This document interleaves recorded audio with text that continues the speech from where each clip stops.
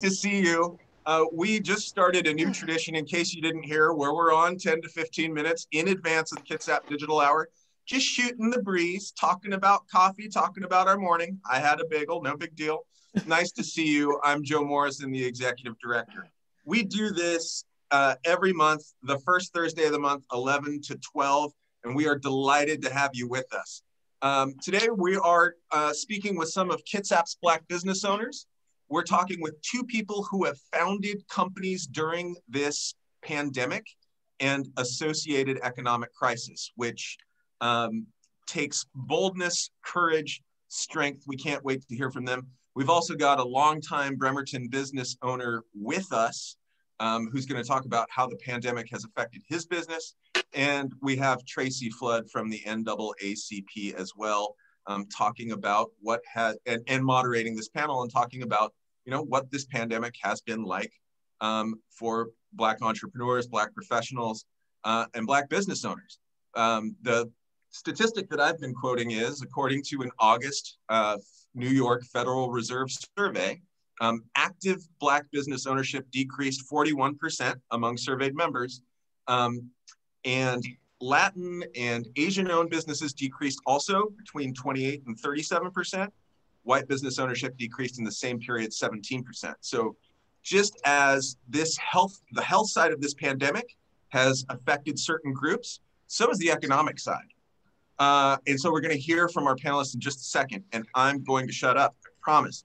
But we've got something great coming up in 2.5 weeks. It's our half-day economic forecast event. It is jam-packed with stuff. Not only are we going to talk with Austin-based economic developer John Karras about the rise from the work-at-home workforce, we have our dynamic duo from Western Washington University, James and Hart, talking about national implications of the COVID pandemic on the economy and what it might mean for us right here in Kitsap. We also have Health Administrator Keith Grellner, who I think we'd all like to hear from on what he's thinking about our potential for phased reopening.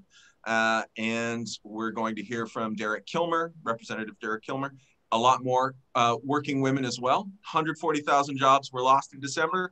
140,000 of those jobs lost, 100% by women. So we've got a lot to talk about. It's going to be great. You can get tickets at 2021forecast.bpt.me. And now sponsored generously by Kitsap Credit Union. Now moving through the rest of this, I don't know if Tracy, are you up? You're up to speed on some of this because you're leading this conversation about engineers. Do you want to take over for a bit? Sure.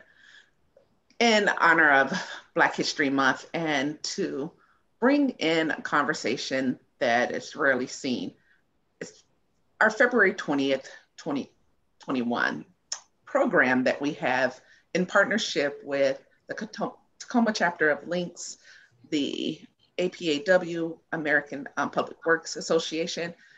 We are sponsoring and featuring a virtual Black History Month panel discussion. You see the lineup there. We'll have civil engineers, mechanical engineers, some in private sector, public sector, but it runs the gamut from those engineers that have just graduating from school, all the way up to those that have retired from Boeing. So a very interesting conversation to basically encourage students of color to enter into STEM programs and to see if this is something they are interested in if they're making a decision early on in their career. So it's a very broad scope of what we're presenting with a little bit of background and history for innovators over history in the field of engineering. And I believe the other flyer on the screen is a feature program of Office of Equity and Inclusion from Olympic College. They're programming for February 9th from 3:30 to 4:30. Very interesting conversation going on there.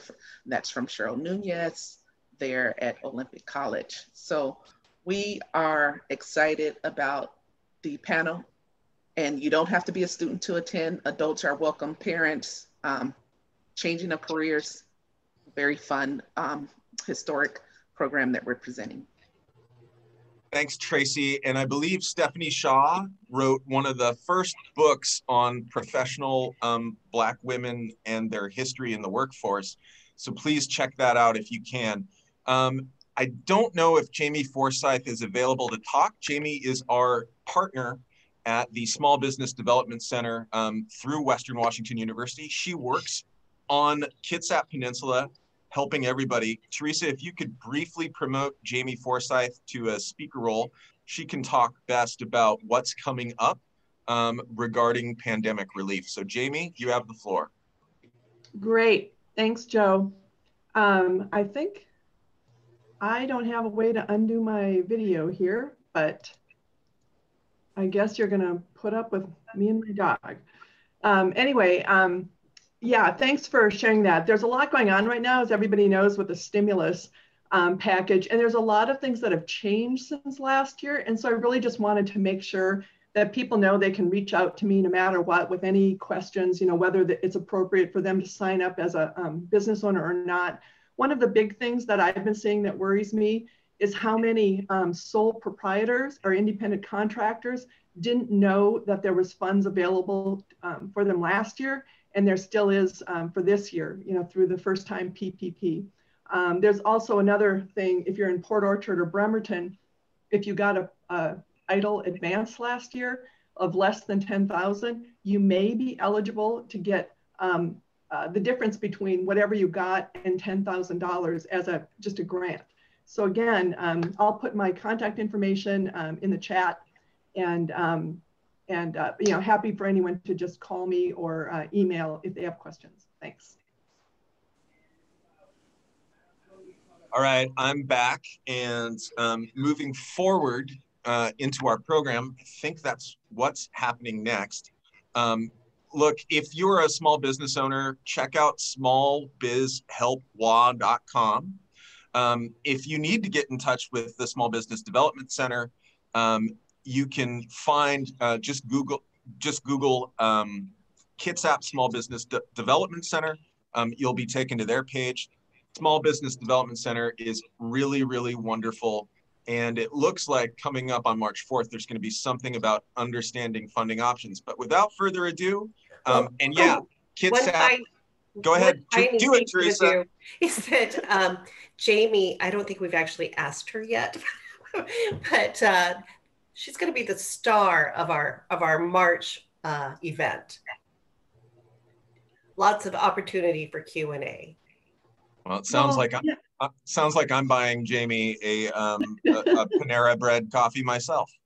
Anyway. Yes to all. Great, thanks, Jamie. Okay, without further ado, we've got some amazing business owners here. We've got some amazing professionals. I'd like to turn things over to Tracy Flood for moderation. Thanks a lot, and I'm still here. All right. Well, good morning, everyone, and thank you for being here. As Joe has said, this is an exciting panel. It's an opportunity for conversation and to learn more about the businesses that are here, but also an opportunity to learn more about what the outbreak has done to communities of color. And that is a very important conversation that needs to be had. And your presence here today speaks to that. And I'm going to give each panel representative here today. We have Fair Winds Candle Company represented, Barber and Lounge, longtime Bremerton owner, Reuben Wilkins here, as well as our owner of Dessert Diva, which is the most recent startup business that we have represented on this panel. Each of them will give a little bit of background and history about their businesses. And then I have a couple of questions and some fun facts that are available, not only with me giving them here to you today, but also through the NAACP's website for those who are interested in partnering on extending how they can help reduce this impact on communities of color. So I'm going to start with Reuben. Reuben has been in Kitsap County for quite some time and has a long history here. Reuben, tell us a little bit about your business, and what has been the greatest challenges during this COVID? Oh, well, good morning, everyone. Can you hear me? Yes. Okay. So my name is Reuben Wilkins. Me and my wife, Toby, are the owners of the Barber and Beauty Lounge by Consele. We've been in business for the past 5 years together, but we have been in Kitsap County. I've been here a total of around 25 years. So I've been all over. Used to work for Swift Plumbing for a while, but we do a little bit of everything. But last year was really difficult for us. I think it was a big challenge to stay in business, and it's still a big challenge because we're still dealing with a lot of the regulations that we don't, some of them we just don't understand why they even out. So, and I think that's one of the biggest things. But we are really just glad just to still be here and still working and still doing what we do for the community. So I guess, was there any questions that I needed to answer? Because I'm trying to just get a feel of, was I supposed to answer any other questions? It's okay, Reuben. I just wanted you to give a little bit of background and the struggle first, and then I'm going to come back to you. So next we're going to go to Tenisha here with Fair Winds Candle Company. Tell us a little bit about your business and the challenge, and how long you've been in business and the challenge that you face with COVID. Excuse me. So I started Fair Winds back in August. It's a pivot from my original business. I'm a textile artist. So I was doing a lot of traveling and art shows and craft shows and things like that. And COVID put a hard stop on all of that. Mm-hmm. So once I kind of got out of my funk and trying to figure out what am I going to do, since this career that I started a couple years ago, I can't do that anymore, I decided to pursue making candles, which is something I've kind of done on the side for a number of years. So I formally launched Fair Winds Candle Company in August. And it's been hard because I'm so used to doing things in person. And with candles, it's a thing that people want to reach out and smell. Can't do that anymore. So it's been hard trying to translate the in-person shopping experience to completely online.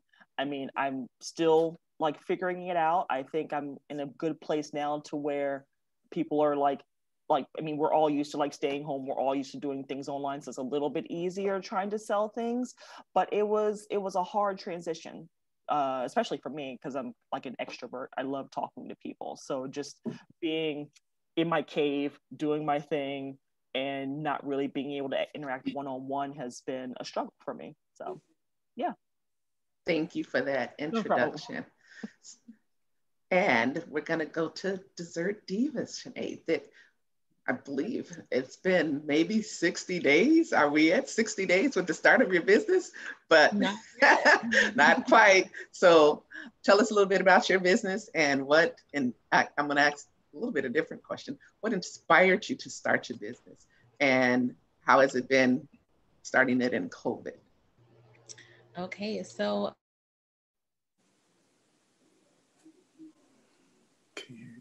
we can't hear you. Hear you. Uh-oh. So we can kind of say 60 days, but technically it's only been 30. What inspired me to start during COVID was being a single mom, being a stay-at-home mom. Because of COVID, I do have to stay home now and homeschool my kids, which has been a strain, obviously, with a lot of us have been struggling with. So I decided to just put some time and effort into what I love and see how it goes. So that's what I've been doing. And Kitsap County has been very supportive, But I do run into a lot of struggles with COVID, just overall with trusting Black small businesses. It's been difficult. People are weary, I feel like. And so you definitely have to get your name out there and do a lot of the footwork, but it's been great so far. Thank you. And we're gonna just kind of pivot the conversation a little bit, still keeping in mind COVID and the impact that it's had on establishing your businesses, but also in being able to communicate what your needs are to the public and how to get your product out there. So Reuben, having an established clientele in the barber business, you know, in the service industry, and we know that the majority of people of color are employed or own businesses that are service oriented. How has it been maintaining that clientele and continuing to assuming employees and dealing with healthcare? Because COVID not only impacts the opening and the closing, but as you said, regulations, how they are communicated to you, and then resources. So let's just kind of think about that and how that's impacted you and being able to stay open during this time. Can you speak a little bit to that for me, Reuben? Yeah, so I think at the beginning of the pandemic, when they shut down all services like that, it was a little bit more difficult because we have our income comes totally from our service industry. So what we do in service was really impacted, for the first 2 months. I mean, and then when they allowed us to go back into our business in June, I think the first initial, because they came out with all these regulations. So we had to have barriers, we had to wear face masks, we had to take temperatures, we had to do tracing. So we had to do all these different things that previously we had never done. So now it's getting your employees and getting your independents and everybody to work as one to make sure that you're following all these specific guidelines that the government, the states have put down on you. So, and even still today, you walk into my shop, we're asking you questions. We have a temperature reader on our wall to where we tell you put your forehead up there to where we can get your temperature before you come, before you actually enter into our establishment, because we're still dealing with that. The impact is that I won't say nobody. Before COVID, our barbershop was full. Now we run at 25%. People aren't out like they used to be. Most people work from home. We have a lot of people working from home. Kids aren't in school. So it's not necessary for them to get haircuts as recent as they used to get. Same with people that work that used to go to the office every week. There's no need for them to get haircuts like they used to, or come into the beauty shops and stuff. So that has dwindled our customer base. So now it's just a matter of, we do a lot of marketing. We do a lot of, we're starting to do more retail. We're trying to get people to go online and set appointments. And so it's just been a lot of different things, avenues that we had to take on more so just to keep the business running, and keep some type of income coming in. So it's been a transition. I don't see it going back to normal, as they say. I think, like right now, we can, like I said, we can only have 25% of, or 25% of our capacity inside. So that makes it difficult when you want to keep people in your chair. So we can't, like walk-ins. We get people that want to walk in. They're saying, well, we're saying, oh, you can't walk in. You have to make an appointment. You have to do this. You have to do that. So that's, for some, that's a turnoff. Others, they understand, but it is difficult to keep that going every day. And people understanding that, hey, this is the way it is right now. Thank you, Reuben, for that. So the adjustments that have had to be made has affected basically your longtime clientele and how they're used to seeing business done. And especially the barbershop and the beauty shop has been the staple of the Black community. It's been a way that communications, just like the church, gets out.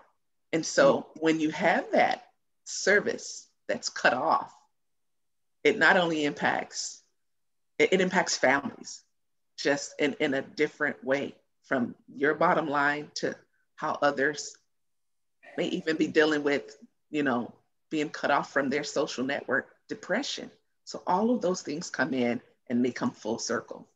And Tenisha, now you have been a small business owner. Your candle company has been your adjustment to what you were previously doing because you were no longer able to do that. How have you seen the impact of that just overall in areas where you used to be able to service people? And candles, most people, I think we talk, most people want to hands-on, want to touch, feel. So even that's been difficult. How are you looking at being able to just navigate your business right now during this pandemic? So I think my major focus right now is just trying to bring as much as what I would do in person if I was talking to you face to face online, and making it as easy as possible for people to still have a really good customer service experience without us ever meeting or speaking face to face, or you having to touch something someone else has touched. It was hard. I pretty much just taken everything that I learned from my years of doing art and craft shows and just doing it virtually now, which isn't easy. It took me many, many, many months to get to the point where I was comfortable with doing that. Cause I was like, no one's going to want to do this. We're all home. We're all depressed. No one's going to want to do this. No one's going to want to buy a candle. Who cares? But we are home. We do still kind of want to be comfortable.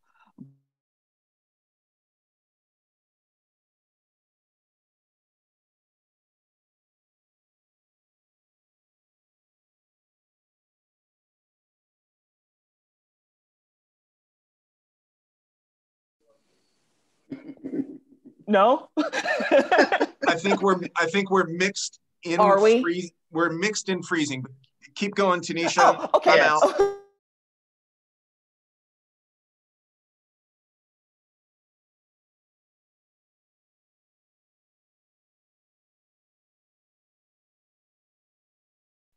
The experience matters. And the one thing that I prided myself when I was doing in-person shows is I always gave people a good experience when talking to me. And it's really important, as a Black woman in any industry, to just make sure you're personable and what you're giving is the best you can get. You're going to stick out no matter what. In the art show community, I kind of stuck out like a sore thumb being me. And I was always my only one in my genre. I made basketry. So I was always my one of, and I was like, okay, well, I'm going to just be the best me I can be. And now transitioning to that online, I'm in an industry where there's so many people making candles right now. People are home picking up new hobbies. Everybody's making candles, I feel like. I'm like, okay, so how am I going to be my one of like I was when I was doing art shows in that community? So I found my niche. I'm just kind of carving my path there. And so far it's really going well. People are recognizing, oh, she is doing something different. She's not selling the candle that I can get at the mall or at TJ Maxx. She is literally selling something different, and I want to support that. So just making sure I'm consistent with that vision and just not just second guessing myself, a lot of what I did in the pandemic, and just making sure I do things safely and just making sure I'm doing it at home and giving people the best that I can. That's just all I can really do. And so far it's been working. So I'm hoping this year, gets a little bit better and our new normal is a little bit closer to what we're used to, but I know it's not going to go back to 100%. Mm-hmm. But I'm just hoping it gets a little bit better. Yeah. Thank you. I think we're all hoping for that, and we're all hoping that it gets better. And I think that the common theme here with what Reuben has said and what Tenisha has said, for everyone to just link together, is that being more creative in what they're doing.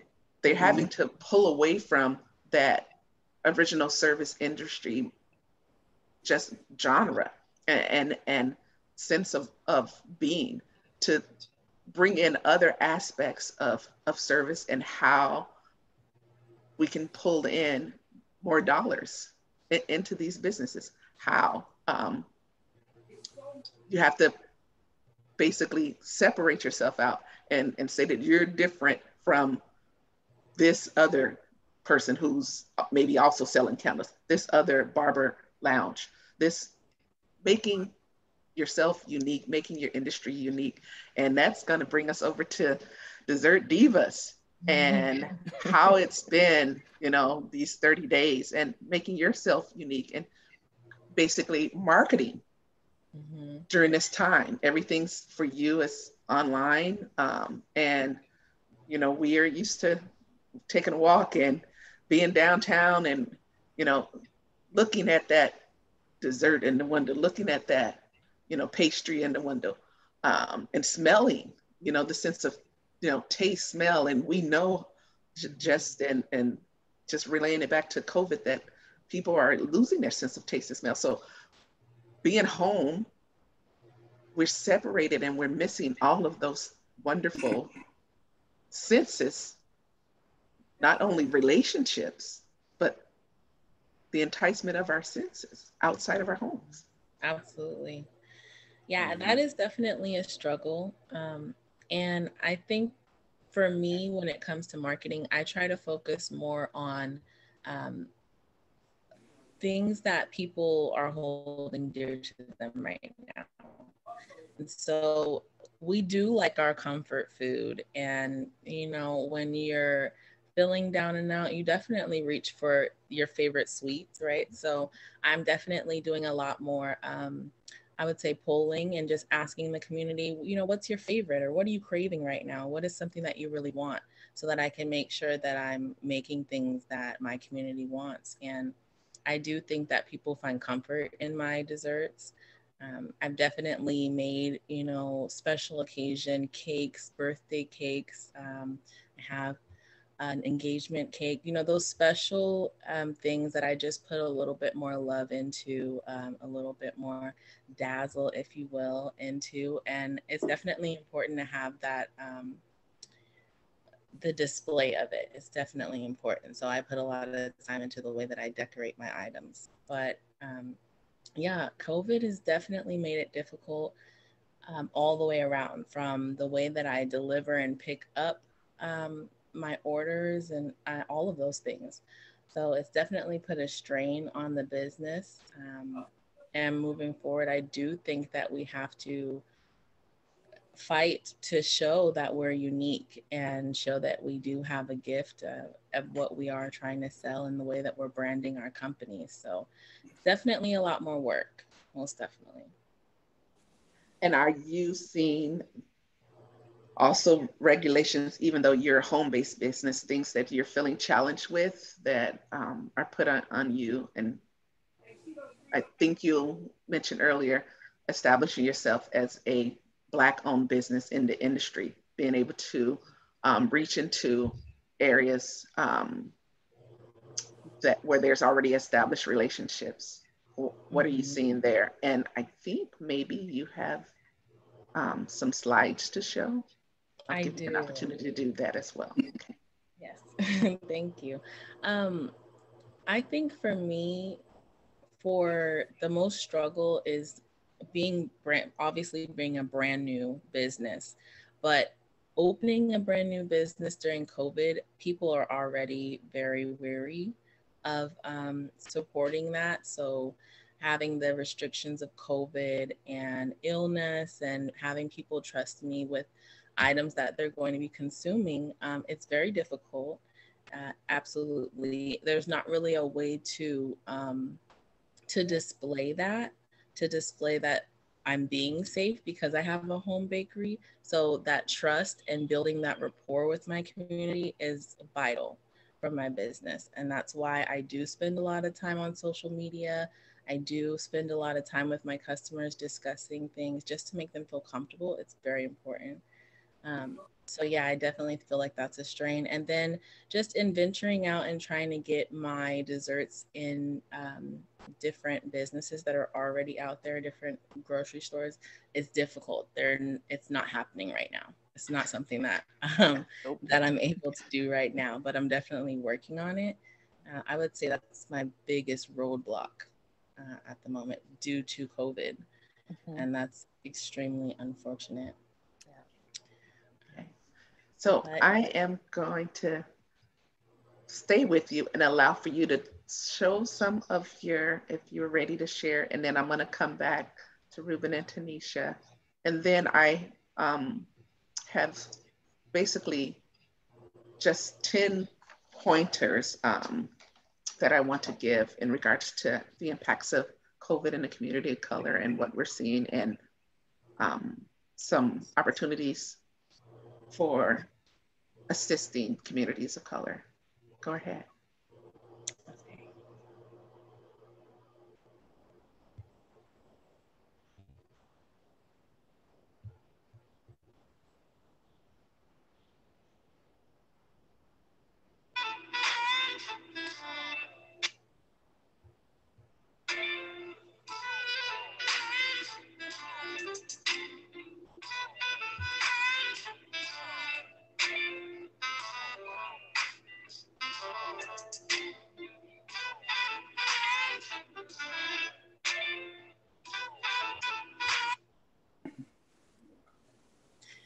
I wanted to pause on this slide just to show you all where you can contact me at dessertdiva@kitsap@gmail.com. There's my phone number, and you can find me on Facebook and Instagram. Thank you. Thank you. Okay, and going back around to Reuben, during the pandemic, have you had any challenges around when resources? You talked about the temperature check on the wall, having to put in kind of the barriers and mask, and of course you have to have masks available to clients. There's all of these things. Can you talk about how you've gathered information, and has information come to you? Has it been readily accessible in the resources that are available? I thank my wife for that. And I have to put her out there because she is the one that did a lot of the research on our industry, far as what we were going to need, what was going to be required of us. And then we do have certain people from different avenues like DOL, Department of Licensing, Labor and Industries. But my wife was a real stickler on, hey, this is what we need to do. She was ordering masks before we knew we was gonna need masks. So she did a lot of that footwork before that even, before a lot of it even transpired. So once we were shut down in March, it was like she was on it. So I have to give her credit for all that, because that was, and it was a pain. It was a pain. We were looking at everything, the SBA, the PPP,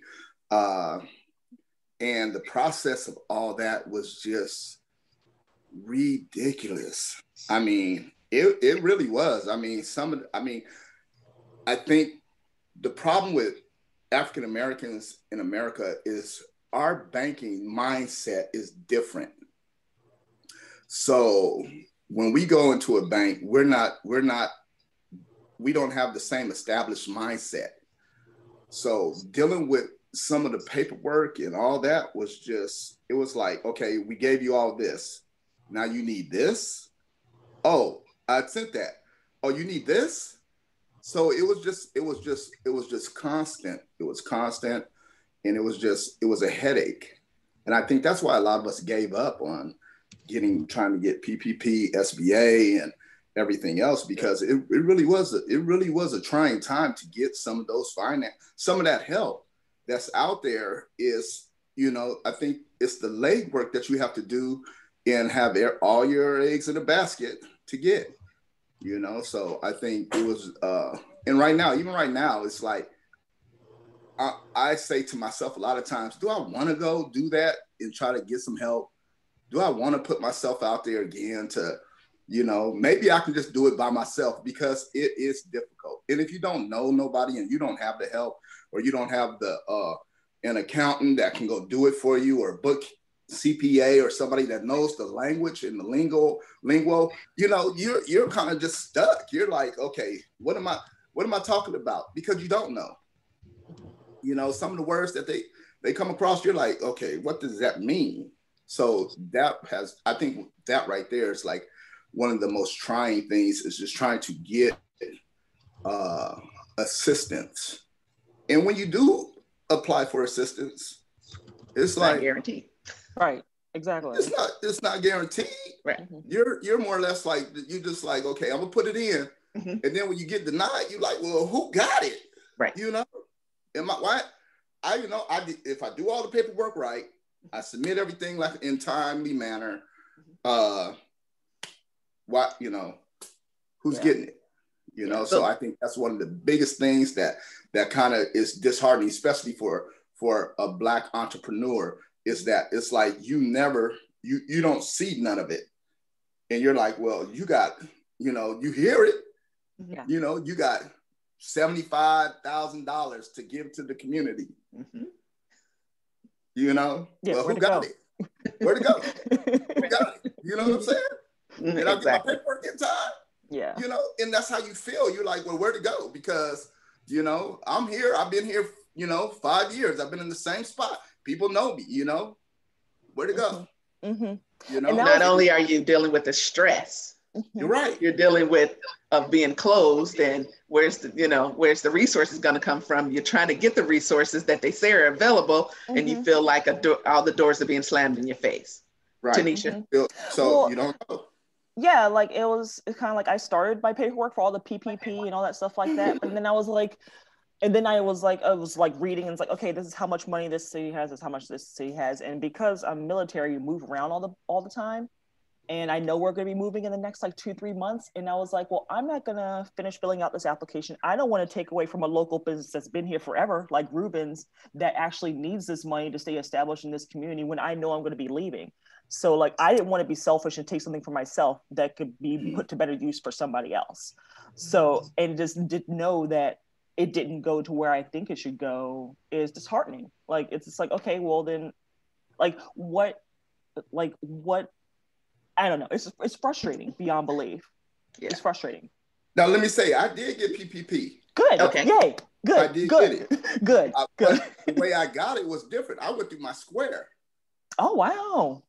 And that's how I got it, because going through my bank wasn't happening. So I was like, you know what? I'm just going to, Square offered me. They said, hey, we can do it for you.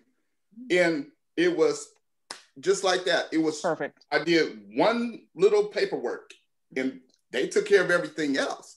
So I was like, okay, well, you know, and same with the forgiveness. They sent me an email, said, hey, you can do your forgiveness. And I did it.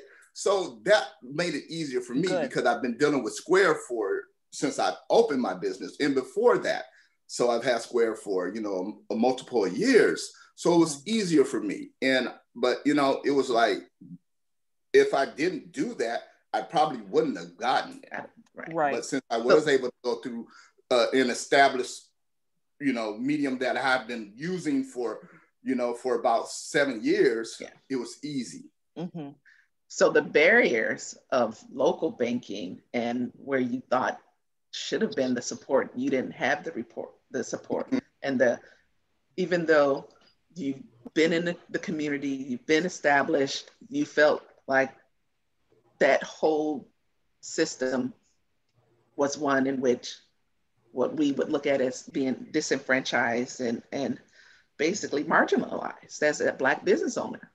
And those are the systems that are in place that we need to dismantle. Those are being able to walk into your bank and feeling as if, you know, there's roadblock after roadblock after roadblock, where then you see your company, you know, another company where you get one piece of paper, two pieces of paper, and you're kind of wondering what's happening.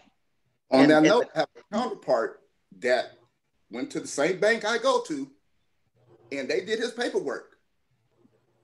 So you didn't feel supported at all.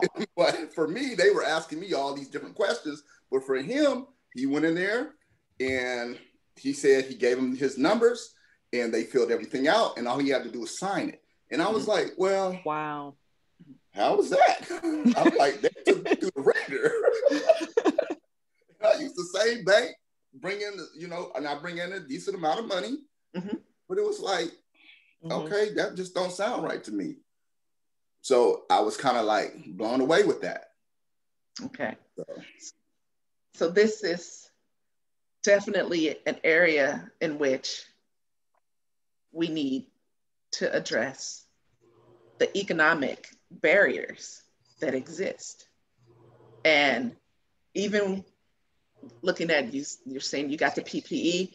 Did you learn about or hear about any of the grants in the community that the city of Bremerton were offering and how information is being put out to minority-owned businesses? Definitely, there's a need to do more outreach as a community as a whole, to do more partnerships, to do more supporting. Bremerton being the most diverse city in Kitsap County, but overall, Kitsap County as a whole. So your experience speaks directly to the existence of those barriers and why so many Black-owned businesses have closed their doors and have been discouraged and have felt basically marginalized during this time. So it's definitely a area that has been a challenge, and it just didn't start with COVID, but COVID has brought it into the forefront and it's made it more visible. So history in itself, we know that we face more challenges in everything that we have to do. Mm-hmm. Mm-hmm. Yeah. So I'm going to give everyone just an opportunity to go back. We're about 11:43, and then I have the pointers that I want to give. Anything else you want to add, Shannae, to what you've already said and just to the conversation? I think that everyone's brought up some great points here as far as the struggle that we're all enduring right now.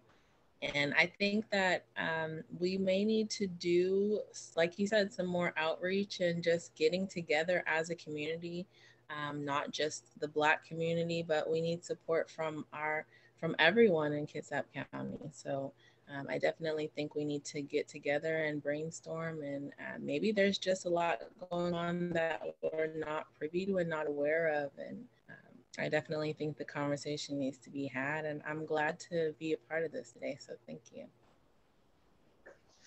Tenisha? Well, thanks for having me. Like, this has been a really good conversation to have with like all of you guys, especially Reuben, who's been here for longer than I have. So it's good to it's good to know that like I'm not the only one struggling. I know everybody's struggling right now. But I feel like this shows, even though like last year was just a dumpster fire for a lot of us, that there is a light at the end of the tunnel. Like, we're all like doing what we can, and we've survived this so far, and it can only go up from here. So like, I'm hoping, like, I'm glad that we've all had this conversation, and that there's like 60 people like attending and like watching us having this conversation, to know it's like we're all in this together. It's not just being like Black business owners or white business owners. Like, we're literally all in this together. We're all one community. So we can all get through this. Absolutely. Reuben? Yes, same with Tenisha. I just got to touch on that. I know a lot of my counterparts that are in the same situation that I'm in, the service industry, even the restaurant industry, we're all doing the best that we can. I had a barber that had to leave my shop because his wife worked in the restaurant industry and he was a barber. And, when COVID hit, she wasn't able to make any money. He wasn't able to make the money to take care of their household. So they had to go back to staying with their mother, So I understand a lot of what's going on. And, but I do see there is light. I do see, people starting to come back out. People are starting to get their, do more with their hair and with their skin care. And so we're, I'm looking forward to this new season. I believe in seasons. So, and I believe that season that we were just in is pretty much over. But I do see, I know it's not going to be the same. And I think it's just for us to just be more diligent about how we do things and how we go about doing things and creating new aspects for our businesses so everybody can still be, taken care of like we want them to be taken care of, smelling their house, smelling like they're supposed to be smelling, their diets being wrecked, by cakes and cookies. So it's so worth it though. Yeah, it's so worth it. So, I'm good. I'm a sweet fan. So, I'll have to contact her. So,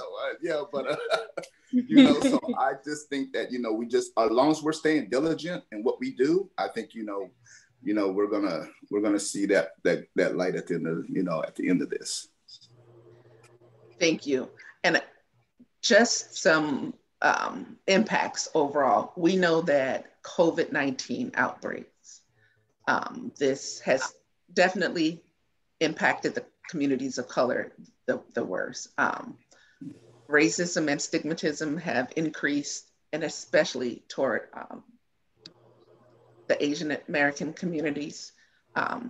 We know that certain populations, that's immigrants, incarcerated people over the age of 60, people with disabilities and special health needs, and others have that added risk. And we've seen that over these last 9 months.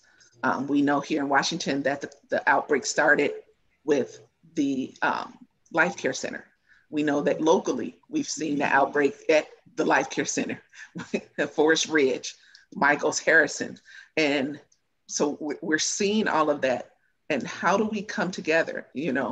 This outbreak took place during the census, one of the most important things that can happen, how money comes into our communities.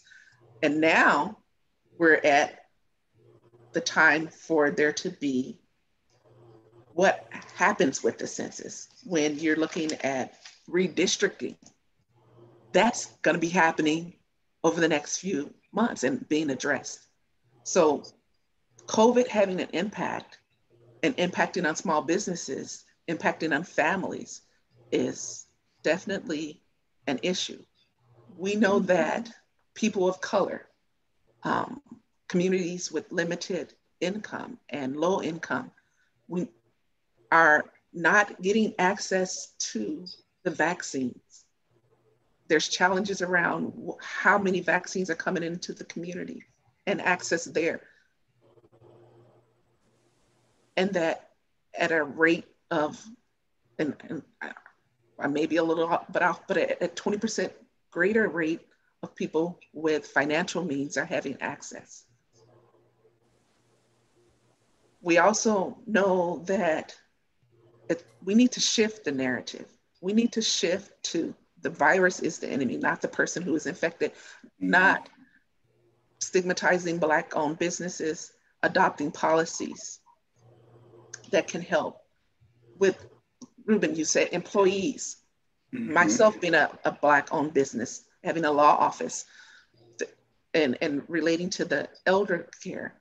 Sometimes I was the only conversation that some of our elderly would be able to have because of lack of access to family. So the effect is having so much of a ripple. And if you're a generational family, being able to work in the service industry and not bring anything back home to your family.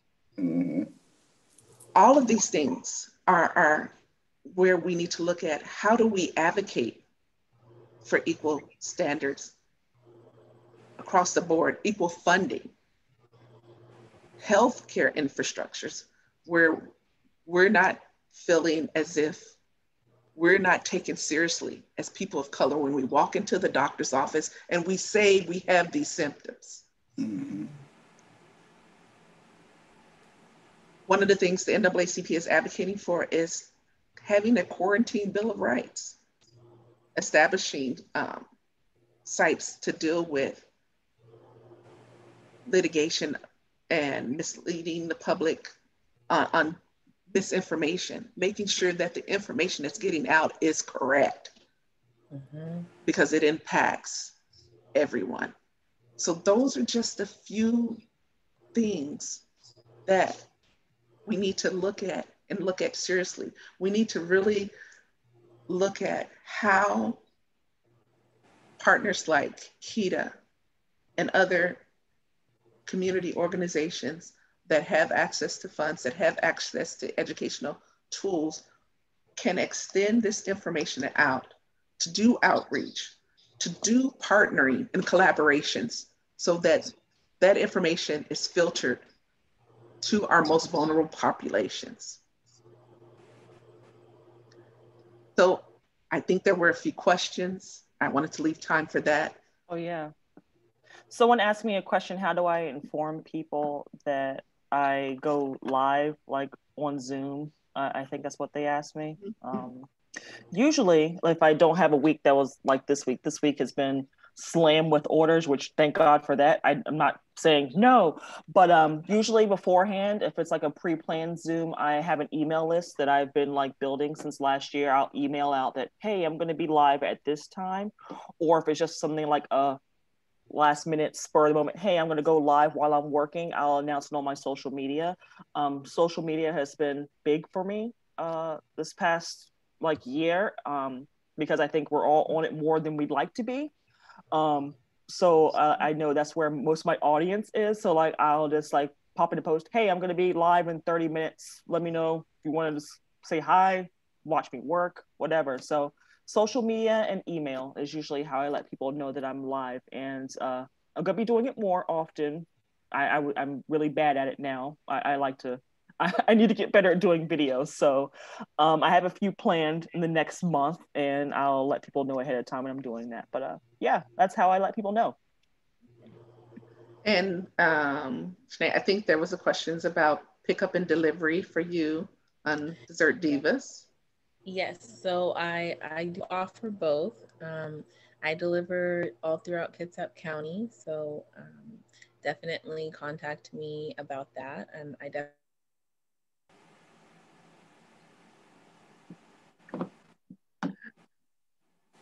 Okay. Reuben. Yes.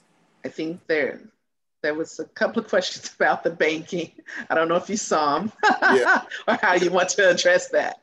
No, I and like I said, I did stay with the bank. You know, I have a good relationship with the bank. So, you know, and I think, after all this is over, I think they realize that, hey, they have to do better when it comes to African Americans in the community, Black-owned businesses in the community, because we are part of the community, and I tell them that all the time. Hey, I do a lot of business with you, So, and I think that's all there is. It's just getting them to understand that we're all in this together. We're all the same, and I think we'll go from there. And I don't know who KED. I seen another question. Okay. Yeah. People are asking about KETA, I think. KETA? Yeah. I think, let's see, I think yeah. Teresa or Kathy indicated that KETA keeps a partial list of Black-owned businesses, but there's also a Facebook page that you can access Black-owned businesses. And and be able to support them in the community. I think that's what I saw. And also another good way to connect is you can email NAACP Bremerton. I'll put it in the chat. I'll put the contact in the chat so that you can have that, and via our Facebook page as well as via email, and we can connect you. And we also will be featuring and spotlighting different Black-owned businesses for this month and throughout the year. But a lot of information is available through Facebook, our website, and I think we are also getting more information over to KEDA and those community organizations where they can be able to display it and put it out into the community more. Okay. And if there's any other questions directly for panel members, all of the contact information will be available through KEDA. Right. And how you can reach us. And I'm going to turn it back over to Joe. And thanks you, everyone. Thanks, Tracy. You're amazing. Tenisha, Shannae, Reuben, you're all amazing. We're honored by this conversation. You know, and we've been working on diversity, equity, and inclusion in our organization for the last 6 months. And my goal is for us to work on it for years, because it's this easy. We both recognize and value the diversity that is in Kitsap. We believe it's our job to approach this economy holistically, all parts of it. And we recognize that there is not equity of opportunity, right? Not everybody starts from the same starting line. And, you know, when Reuben was talking about some of the financial issues he's faced, he's not imagining it. There's plenty of data out there about access to capital challenges for communities of color. There's hard data, it's big numbers, and you feel it at the individual level. So again, Shannae, Tenisha, Reuben, Tracy, we are honored by this discussion, and we look forward to having more discussions with all the communities of Kitsap. You can reach any of us at KEDA, kitsapeda.org, right here. We will see you folks February 18th, 9 a.m. to 12 p.m. We're going to do it 3-hour online digital event, gripping content.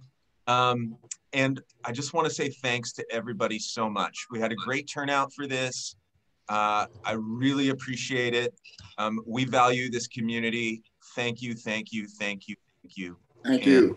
Thank you. So long. Farewell. Bye. See you soon. Bye-bye. All right. Bye. Bye.